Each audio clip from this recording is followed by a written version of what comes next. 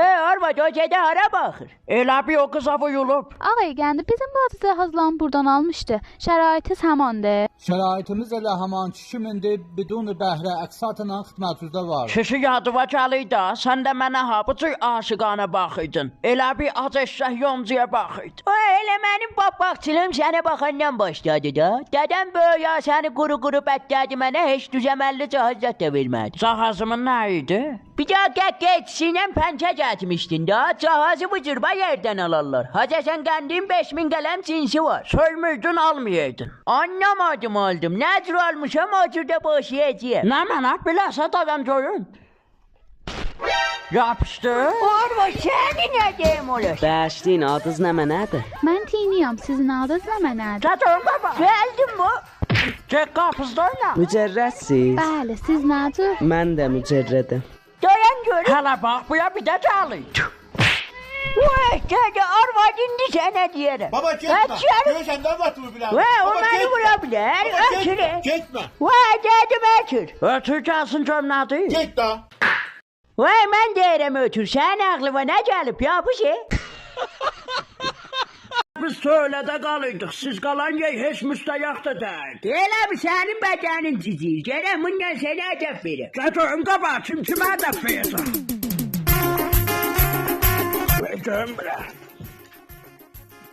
Vay dedeyim, yandım arvat yanaşan yandım. Kapı tabii bak. Vay dede arvat kulaklarım şişti. Dayan görüm o mecmihane. Yolun tapdım arvat, tüfeğleyeceğim, darmanı vuramazsın.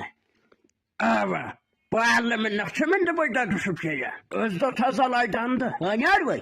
O mezmeyini ver mənə çöp bax görməyəsən, orada düşüb gəl. Hani? El oradadır, bax qəşəb baxsan taparsan.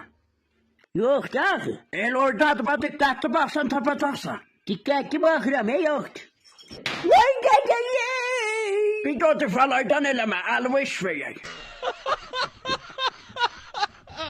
Dünən bir daha toy tutdular, abimiz getdi. Niyə aman, nə oldu ki? İfritə bacısı gil demişdi, bəylə gəlini dodayla gətirəcəklər, vanetlə getdilər. Arvad elə vanet döderdi da, bir kapı bu elden var, bir kapı elde. Danışma gədə vanetlə qoyun apayarlar, adama paymazlar. Elə mənim bacı qızım qoyundu da, gedib sən o qardaş oğlu var. Mənim qardaş oğlumun nerede? Daşı var qumu? Taşı kumal idi, gedənin əlləri tüydü, bir jen qalır ola meymun, bu da burnudur.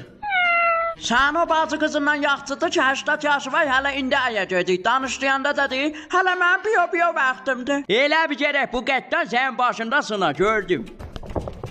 Gədə haya? Ver görüm.